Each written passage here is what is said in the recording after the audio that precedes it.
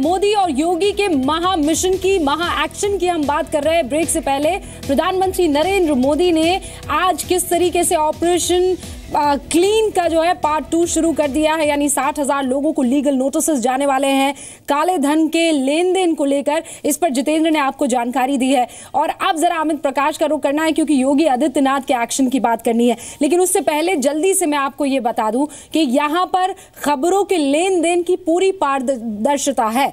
हम जो खबर आप तक पहुंचा रहे हैं उसमें कोई मिलावट नहीं है, वो बिल्कुल प्योर फॉर्म में है। इसके लिए बाकायदा 4 पैमाने आपके सामने आपकी स्क्रीन पर लगातार आते रहेंगे। इसका मतलब यह है कि हमारा रिपोर्टर इस खबर को लेकर मौके पर है या नहीं है वो भी आपको पता लगेगा, खबर की पुष्टि है या नहीं है वो भी आप जानकारी ले पाएंगे। और तकनीकी विश्वसनीयता, एक्सपर्ट्स की राय, ये वो पैमाने हैं जिसके थ्रू आप ये पता लगा पाएंगे कि इस खबर की प्योरिटी कितनी है। बहरहाल अब खबर यह है कि योगी आदित्यनाथ ने पब्लिक हॉलिडेज को लेकर उत्तर प्रदेश में एक बड़ा बयान दिया है। उन्होंने कहा है कि महापुरुषों को लेकर जो छुट्टियां होती है, उनके जन्मदिन और उनके दिनों को लेकर वो छुट्टियां कैंसिल कर देनी चाहिए ताकि बच्चों को स्कूलों में उनके बारे में पढ़ाया जा सके उस दिन बुलाकर।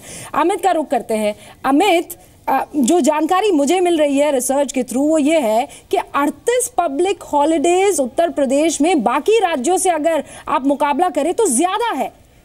और फर्ज की मैं उदाहरण के तौर पर कर्पूरी ठाकुर के जन्मदिन पर जो पब्लिक हॉलिडे होती है, कर्पूरी ठाकुर वो है जो सीएम रहे कभी बिहार के, उनके नाम पर भी छुट्टी है। और शायद इसीलिए इतना बड़ा फैसला योगी आदित्यनाथ की तरफ से। देखिए, ये बयान कहीं ना कहीं बहुत इंपॉर्टेंट तब हो जाता है। अब रूबिका 14 दिन मुझे यहाँ रहते हो गए, 14 दिन में 3 छुट्टियां सरकारी बीच में पड़ गई। आप अंदाजा लगाइए, बैंक का काम कोई आदमी आज कराने जाता है, अगर वो काम आज नहीं हो पाता कल छुट्टी है, परसों आता है, परसों काम हो सकता है, उसके बाद आता है काम हो सकता है, उसके 3 दिन बाद फिर छुट्टी है। सवाल ये है कि जो ऐसी चीज़ें, और मुख्यमंत्री का ये बयान बहुत सारी चीज़ों का जो एनालिटिकल एक प्रेजेंटेशन उनके पास लगातार हो रहा है, तमाम विभागों की प्रेजेंटेशन हो रही है, तमाम विभागों के बारे वो ब्यौरा ले रहे हैं, एक पूरा मसौदा तैयार हो रहा है। उसमें कहीं ना कहीं एक बात ये ज़रूर है कि कंसिस्टेंटली काम क्यों नहीं होता है।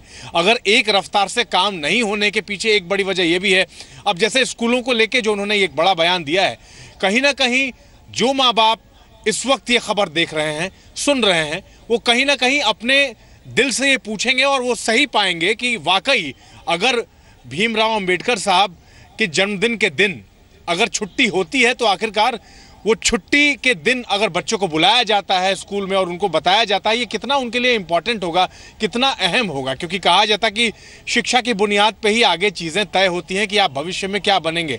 जब तक आप अपने इतिहास को नहीं जानेंगे, जब तक आप अपनी पृष्ठभूमि को नहीं जानेंगे। ऐसी स्थिति में योगी आदित्यनाथ पिछले 3 दिनों में जिन जो अधिकारी हैं उनके लिए भी कहीं ना कहीं एक तरीके से फायदा पहुंचा जाती है कि, और योगी आदित्यनाथ बार बार ये कह गए हैं कि साहब काम कीजिए, आप काम से क्यों भागते हैं, आप टाइम से ऑफिस क्यों नहीं आते हैं। हम जितनी तेज गति से काम कर रहे हैं लोगों को लगता है बहुत स्पीड में है, लेकिन कायदे से सरकार का जो स्पीड है, सरकार की जो रफ्तार है वो यही होनी चाहिए। और उसमें देखिए एक और एडिशन ये आ गया है। बहरहाल जितेंद्र, बहुत बहुत शुक्रिया।